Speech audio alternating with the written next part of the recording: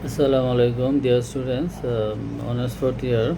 Today I will discuss classical translation and the frogs.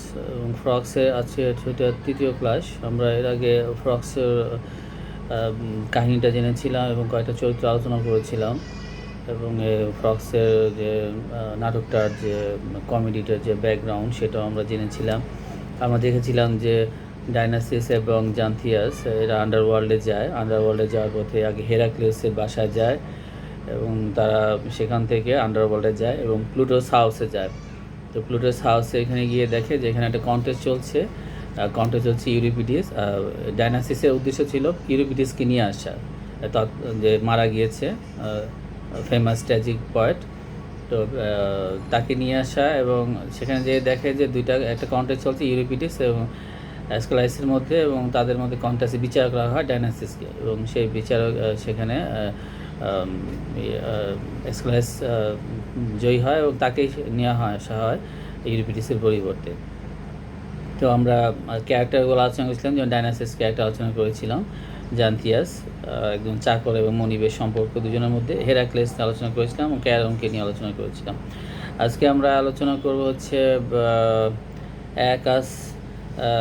অ্যাকাস হচ্ছে the doorman of প্লুটোস house in হেইটসে যাওয়ার পরে প্লুটোর বাসায় যে ডোরম্যান থাকে, গার্ড থাকে, সেটার নাম হচ্ছে অ্যাকাস। হি হেইটস হেরাক্লেস এবং সে হেরাক্লেসকে ঘৃণা করতো এবং হেরাক্লেসের ডিসগাইজড হয়েই মানে ছদ্মবেশ ধারণ করে ডাইনাসিস ওখানে গিয়েছিল।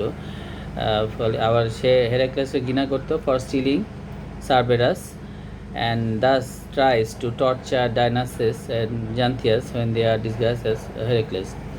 যেহেতু হেরাক্লেসকে অ্যাকাস ঘৃণা করতো, আর যখন ডাইনাসিস হেরাক্লেসের ছদ্মবেশ ধারণ করে গেল, তাকেই হেরাক্লেস মনে করলো এবং ফলে তাকে ঘৃণা করলো এবং টর্চার করেছিল। এখন আমরা আলোচনা করব maid of Persephone. She invites Dionysus and for Persephone's meals and dancing girls. তো পার্সিফনের যে মেড, তা সে ডাইনাসিসকে ইনভাইট করে মিলে এবং ড্যান্সিং উইথ গার্লস। আমাদের আরেকটা চরিত্র হচ্ছে innkeeper, the woman who runs the inn হেডসের যে ইনটা চালায়, মানে সরাইখানাটা চালায়, কিচেন, সেটা হচ্ছে ইনকিপার। প্ল্যাথেইন হচ্ছে another female innkeeper in Hades and who dislikes Heracles for his bad behaviour. তো আরেকজন মহিলা ইনকিপার আছে হেডসে, তার নাম হচ্ছে প্ল্যাথেইন এবং সেও হেরাক্লেসকে ডিসলাইক করে তার খারাপ ব্যবহারের জন্য। স্লেভ অফ প্লুটো, এবার আমরা একটা ক্লাস আলোচনা করি। Slave of Pluto, he speaks with Xanthias about how criticise his master behind his back and gives information about the upcoming contest between Aclasis and Euripides. এবং প্লুটোর যে স্লেভ থাকে, সে চাকর থাকে, সেটা কিন্তু জান্থিয়াসের সাথে কথা বলে এবং সে ক্রিটিসাইজ করে তার মাস্টারকে এবং সে ইনফরমেশন দেয় যে একটা কন্টেস্ট হতে যাচ্ছে দুজন মৃত কবির মধ্যে, যারা হেডস এবং আন্ডারওয়ার্ল্ডে চলে আসছে। তো প্লুটো বিষয়ে আলোচনা করি। প্লুটো হচ্ছে god of underworld and husband of Persephone. তো সে হচ্ছে আন্ডারওয়ার্ল্ডের গড, দেবতা আর কি, এবং তার স্ত্রীর নাম হচ্ছে পার্সিফন। প্লুটো কলস দ্য কন্টেস্ট বিটুইন পয়েটস, এবং এই প্লুটো কবিদের মধ্যে কন্টেস্ট আয়োজন করে যারা মারা গিয়েছে, যারা এখন আন্ডারওয়ার্ল্ডে আসছে। And allows winner return to Athens, এবং যে বিজয়ী হবে তাকে অ্যালাউ করবে ফিরে যেতে পৃথিবীতে। আবার মারা গিয়েছিল তাদের মধ্যে একজন আবার পৃথিবী ফিরে যেতে পারবে যদি যে বিজয়ী হবে। তো ইউরিপিডিস, এখানে ইউরিপিডিস হচ্ছে the Dionysus intends to bring him back from underworld. তো ডাইনাসিস কিন্তু এই ইউরিপিডিসকে পৃথিবীতে ফিরিয়ে আনার জন্য গিয়েছিল এবং সে যে কিনা মারা গেছে। তো হি ওয়াজ ট্র্যাজিক পয়েট, সে ছিল একজন ট্র্যাজিক কবি। তিনজন যে ট্র্যাজিক কবি ছিল তো ওই সময়, তৎকালীন সময়, ইউরিপিডিস, অ্যাক্লাইসিস অ্যান্ড সফোক্লেস। তো he often wrote of the common people, সে কমন পিপল দিয়ে নিয়ে লিখতো এবং Aeschylus criticise him for wanton verse, এবং উইটি বা ডিকাডেন্স ইন্টেলেকচুয়ালিজম। তো আবার অ্যাক্লাইসিস তাকে ক্রিটিসাইজ করে তার একটু অশ্লীল লেখা, মানে যেটা একটু অ্যাডাল্ট লেখার জন্য, বা উইটি, যদিও উইটি তার লেখা কিন্তু আবার কিছু একটু মরাল অবক্ষয় সৃষ্টি করে, মানে মরাল ডিগ্রেডেশনের সম্পর্ক আছে তার ইন্টেলেকচুয়ালিজমের সাথে। অ্যাক্লাইসিস হচ্ছে is the renowned tragic poet and who engages a contest with Euripides to see who holds the chair of honor next to Pluto, এবং সে কিন্তু এখানে he is renowned tragic poet, he engages in a contest with Euripides to see who holds the chair to honor next to Pluto. While Euripides mocked him as a stentorian and verbose, Dionysius finds his verse more traditional, sagacious, and necessary to help Athens in their time of need, and thus brings him back in the world. তো ডায়নাসিস পরে তাকে ফিরিয়ে নিয়ে, অ্যাক্লাইসিসকে ফিরিয়ে নিয়ে আসে, ইউরিপিডিসের পরিবর্তে তাকে বেশি প্রয়োজন মনে করেছে অ্যাথেন্সের জন্য। তো কোরাস অফ রক্স হচ্ছে sings for Dionysus while he tells Charon's boat across the Styx, jesting and teasing with their rambunctious croaking and singing. তো তারা যখন নদী পার হচ্ছিল, ক্যারন্স বোর্ডে স্টিক্স পার ছিল, তখন তারা গান গাইতেছিল। প্রথমে বিরক্ত ছিল এই গানে ডায়নাসিস যখন স্টিংস নদীটা পার হতে যাচ্ছিল।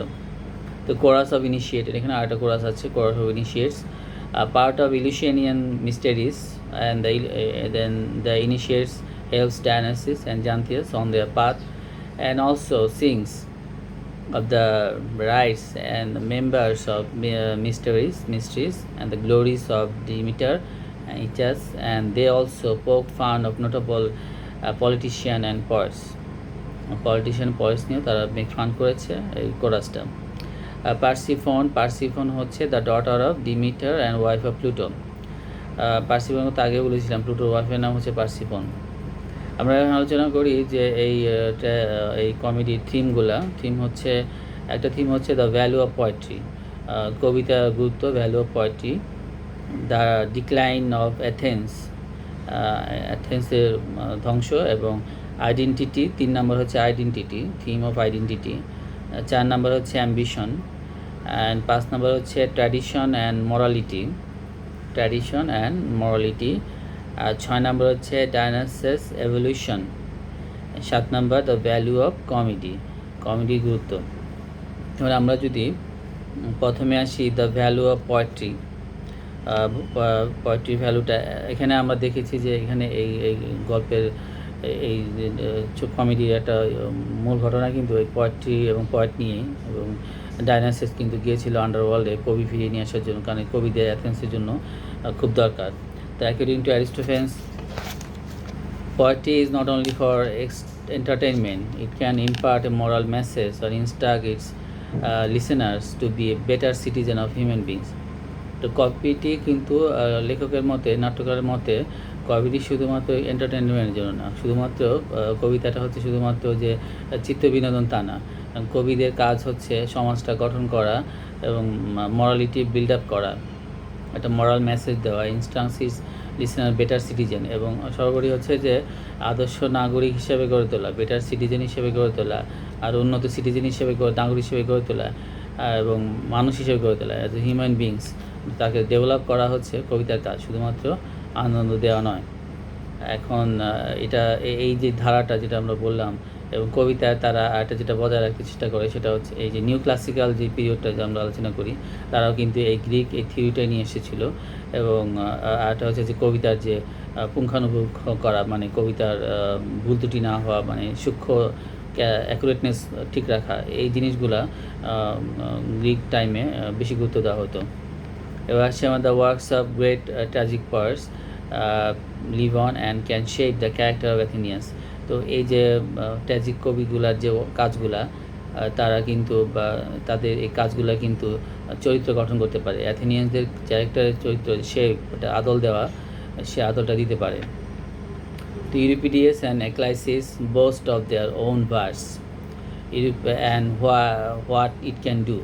ইউরিপিডিস অ্যান্ড অ্যাক্লাইসিস দুইজনই বিখ্যাত কবি এবং দুজনেই কিন্তু তাদের কবিতা নিয়ে গর্বিত, তাদের ভার্স নিয়ে গর্বিত, এবং হোয়াট ক্যান ইট ডু এবং কী করতে পারে সেটাও তারা বলেছে। Euripides claims he teaches people to think critically and rationally. তো ইউরিপিডিস দাবি করছে যে সে লোকদেরকে শিক্ষা দিয়েছে এমনভাবে যাতে তারা কবিতা মানুষকে এমন শিক্ষা দিয়েছে যাতে তারা ক্রিটিক্যালি চিন্তা করতে পারে এবং তারা রেশনাল হতে পারে, তারা যাতে রেশনাল হতে পারে, যেটা বলতে পারছিলাম যে and Aeschylus taught them to be bold and yearn to defeat their enemies. Aeschylus taught them to be bold. Aeschylus অন্যদিকে তাদেরকে সাহসী হতে বলে এবং তাদের শত্রুদেরকে পরাজিত করার জন্য উৎসাহ দিয়ে থাকে। The poetry thus offers life lessons and is not merely as an art form. তো শুধু এখানে যেটা বলা হয়েছে যে পোয়েট্রি শুধুমাত্র সাহিত্য না, সাহিত্যের একটা অংশ না, নট অনলি আর্ট ফর্ম, শুধু শিল্প না, এটা হচ্ছে লেসনও দিয়ে থাকে, এটা শিক্ষা দিয়ে থাকে এবং শিক্ষাটা লাগে হচ্ছে সমাজ গঠনে, রাষ্ট্র গঠনে এবং মানুষের চরিত্র গঠনে এবং বেটার সিটিজেন তৈরি করতে এই কবিতা দরকার। এটা একটা মেসেজ, এটা হচ্ছে থিম এখানকার। আরেকটা থিম হচ্ছে দ্য ডিক্লাইন অফ অ্যাথেন্সের ডিক্লাইনটা হচ্ছে this place reflects the decline of Athens. এবং এই কবিতাটা রিফ্লেক্ট করছে যে অ্যাথেন্সের ডিক্লাইনটা। And Aristophanes wrote Frogs during a period of Athens decline. এই সময় এমন সময় রয়েছে যখন অধপতিত যাচ্ছে অ্যাথেন্সটা, তখনই এই নাটকটা লেখা হয়েছে। And Athens was the midst of Peloponnesian war with the Sparta was in trouble with politician. তো এই সময় they are facing some troubles with war, Peloponnesian war with Spartaর সাথে যুদ্ধ, এই ধরনের কিন্তু রাজনৈতিক ক্রাইসিস চলছিল, তখন এটা লেখা হয়েছে। The democracy face internal external troubles. Democracy অভ্যন্তরীণ এবং ইন্টারনাল এবং এক্সটার্নাল, বাহিরের ভিতরে ট্রাবল ফিল করছিল, সমস্যায় পড়তে হচ্ছিল। And Frogs assert Aristophanes view that one of the ways to save it was bring the poet Euripides. তো ফ্রক্সে যেটা বলছে যে এই পরিস্থিতিতে তাদের ভালো সাজেশন দরকার, অনুপ্রেরণা দরকার। এখন তাদের কবি যেটা মারা গেছে তার জন্য তারা শূন্যতা বোধ করছে, এই জন্য তাদেরকে কবিকে ফিরিয়ে আনা দরকার। অ্যান্ড লেটার অ্যাক্লাইসিস ইউরিপিডিসকে আনতে গেছে, পরে অন্য কবিকে নিয়ে আসছে back from Hades and to council the Athenians. তো অ্যাথেনিয়ান্সকে কাউন্সিল করানোর জন্য কবি দরকার, উঁচু মানের ট্র্যাজিক পয়েট দরকার, বা যারা নাকি বড় সাহিত্যিক তাদের দরকার, সেই জন্য আনা হয়েছে, দরকার ছিল। And throughout the text Aristophanes attack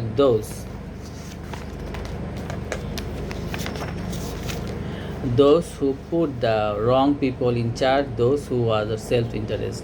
এখানে কবিতাটা জুড়ে আমাদের দেখছি যে তার ক্রিটিসাইজ করা হয়েছে যে রং পিপলদের রং জায়গায় রাখা হয়েছে, রং পিপলদের চার্জে রাখা হয়েছে, অযোগ্য লোকদের জায়গায় রাখা হয়েছে এবং যারা নাকি সেলফ ইন্টারেস্টে নিজেদের স্বার্থ নিয়ে কাজ করছে। আর এখন আরেকটা আমাদের থিম হচ্ছে আইডেন্টিটি, থিম অফ আইডেন্টিটি। তো it is a major issue of the first part of the play. এই নাটকের first part of the play major issue হচ্ছে আমাদের আইডেন্টিটি ক্রাইসিস। এখানে আইডেন্টিটি ক্রাইসিস ভুগতে থাকে, আমরা দেখতেছি যে ডিসগাইজ হয়ে থাকে, ডাইনাসিস আইডেন্টিটি ক্রাইসিস ভুগে। এখানে স্লেভ না মাস্টার সেটা নিয়ে ক্রাইসিস ছিল। With a focus on costume, আমরা যে costume disguisation and misidentification and concomitant confusion. এই যে আমরা দেখি ডিসগাইজ আমরা দেখি কস্টিউম, সে হেরাক্লেসের কস্টিউম ধারণ করে, তারপরে তার কনফিউশন তৈরি হয়। It has humorous purpose and also offer insight into characters and the play itself. Dionysus travels in the guise of Heracles, Dionysus কিন্তু ট্রাভেল করে হেরাক্লেসের ডিসগাইজ রূপ ধারণ করে। And allowing him to ignore any association with himself and to hopefully attain the same success as Heracles in his underworld task. So Aristophanes' focus on identity also allows the add-ons to grasp the nature of theatre itself as it is self-reflecting device. এবার আছে আমাদের ambition. So some prominent characters in the play display heightened sense of ambition. কিছু চরিত্র এখানে show করছে, ambition show করছে। Xanthias is trying as resist in subordination to his master. Dionysus is trying to keep his slave in his place. তো দেখতে পাচ্ছি যে জান্থিয়াসের ambition, সে মাস্টারের জায়গায় রোল করতে চায়, মাস্টারের ক্রিটিসাইজ করে। তো তার অ্যাম্বিশন আমরা দেখতে পাচ্ছি জান্থিয়াসের অ্যাম্বিশিয়াসটা। এরপর হচ্ছে the balance of power shift frequently destabilising their identities. এই যে ব্যালেন্স অফ পাওয়ারটা চলে যাচ্ছে, জ্যান্থিয়াস কোনো মাস্টার সাজছে এবং ডায়নাসিস কোনো চাকর সাজছে, এখানে দেখা যাচ্ছে যে আইডেন্টি ক্রাইসিস আমরা দেখতে পাচ্ছি। Aeschylus and Euripides seeks to exercise their ambition to be considered the foremost tragic poet. So they engage in a lengthy contest, and their literary political perspectives are put on the metal, and the result of their clashing ambition is clear message regarding what Athens needs to restrain its former glory. Ecclesiastes and his wise counsel, ambition not always negative and can be illuminating. তো অ্যাম্বিশনকে এখানে পুরোপুরিভাবে negative হিসেবে দেখা হয় না, ambition sometimes যে ভালো দিক আছে, পজিটিভ দিক আছে, এখানে সেটা শো করা হয়েছে। Now, tradition and morality. Dionysus is intended to bring Euripides back with him from the underworld. And tradition, morality, এটা একটা theme, but he realizes that it would be far better for the city of Athens and have Ecclesiastes whose works embody and tradition and morality.